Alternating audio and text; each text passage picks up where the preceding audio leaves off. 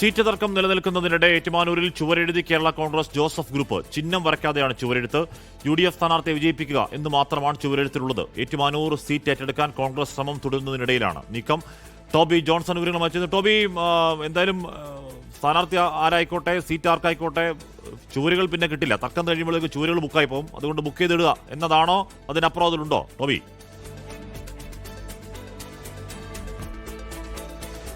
അശ്വി, അങ്ങനെയാണ് കേരള കോൺഗ്രസിന്റെ നേതാക്കൾ പറഞ്ഞത്. അല്പസമയം മുമ്പ് നമ്മളോട് സംസാരിച്ച ആളുകൾ പോലും അങ്ങനെയാണ് പറഞ്ഞത്. അതായത് വൈകിപ്പോയി കഴിഞ്ഞാൽ ഈ ചുവരുകൾ കിട്ടാതെ വരും. പക്ഷേ രസമെന്തെന്ന് വെച്ച് കഴിഞ്ഞാൽ ഇവിടെ ചുവരെഴുതാൻ വേണ്ടി എത്തിയത് കേരള കോൺഗ്രസ്സുകാരാണെന്നുള്ളതാണ്.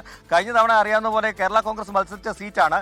ഇത്തവണ അത് കോൺഗ്രസ് മത്സരിക്കുമെന്നുള്ള തീരുമാനത്തിലേക്ക് എത്തിയിരുന്നു. അവർ അത് ഏറ്റെടുക്കാൻ വേണ്ടിയുള്ള നീക്കങ്ങൾ നടത്തി. വലിയ ചർച്ചയായതാണ്. പക്ഷേ അവസാന ഘട്ടത്തിലേക്ക് വന്നപ്പോൾ കേരള കോൺഗ്രസ് കോൺഗ്രസ് ഏറ്റുമാനൂർ സീറ്റ് ഏറ്റെടുക്കുന്നില്ലെന്നൊക്കെ വന്നെങ്കിലും നമുക്കിപ്പോൾ അറിയാൻ കഴിയുന്ന വിവരമനുസരിച്ച് പല പ്രമുഖ നേതാക്കളും, കോട്ടയം ജില്ലയിലെ ജോസഫ് വാഴക്കനെ പോലെയുള്ള പ്രമുഖ നേതാക്കളൊക്കെ ഈ സീറ്റിന് വേണ്ടി മുന്നിൽ തന്നെ ഉണ്ട് എന്നാണ്. പക്ഷേ കേരള കോൺഗ്രസുമായി സംസാരിക്കുമ്പോൾ അവർ തങ്ങളുടെ സിറ്റിംഗ് സീറ്റാണ് ഏറ്റുമാനൂർ സീറ്റ്, അത് വിട്ടുകൊൾ നൽകാൻ തയ്യാറല്ല. കാരണം അവരുടെ ജില്ലാ പ്രസിഡന്റ് ജെയ്സൺ ജോസഫ് അടക്കമുള്ള നേതാക്കൾ ഇത്തവണ മത്സരിക്കാൻ വേണ്ടി തയ്യാറാണ്. അദ്ദേഹത്തെയാണ് സ്ഥാനാർത്ഥിയായിട്ട് പ്രഥമമായിട്ട് പരിഗണിക്കുന്നത്. അപ്പോൾ അങ്ങനെയുള്ള നീക്കങ്ങൾ നടക്കുന്നുണ്ട്. എന്തായാലും ആ സീറ്റ് തർക്കം ഇപ്പോഴും തുടരുകയാണ്. ബാക്കിയുള്ള ഘടകകക്ഷികളും ഒക്കെ ആയിട്ട് ഏകദേശം ധാരണയായിട്ടുണ്ടെങ്കിലും കേരള കോൺഗ്രസുമായിട്ട് ഇപ്പോഴും ധാരണയായിട്ടില്ല.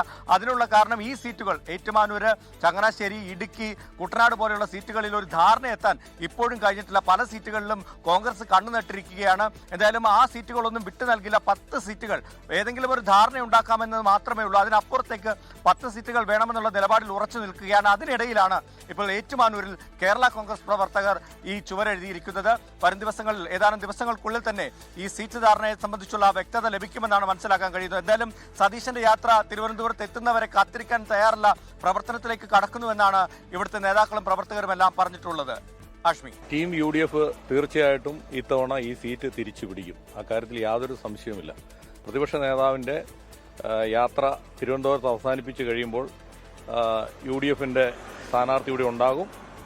ആര് സ്ഥാനാർത്ഥിയായിട്ട് വന്നാലും UDFന്റെ സ്ഥാനാർത്ഥിക്ക് വേണ്ടി ആത്മാർത്ഥമായി അരയും തലയും മുറുക്കി ഞങ്ങൾ രംഗത്തിറങ്ങും. ലോകത്തെവിടെയായാലും ഏത് സമയത്തും 24 വാർത്തകളും ഓഗ്മെന്റഡ് റിയാലിറ്റി പാക്കേജുകളും എക്സ്പ്ലെയിനറുകളും വിശദമായി കാണാൻ ഞങ്ങളുടെ YouTube ചാനൽ നിങ്ങൾക്ക് സബ്സ്ക്രൈബ് ചെയ്യാം.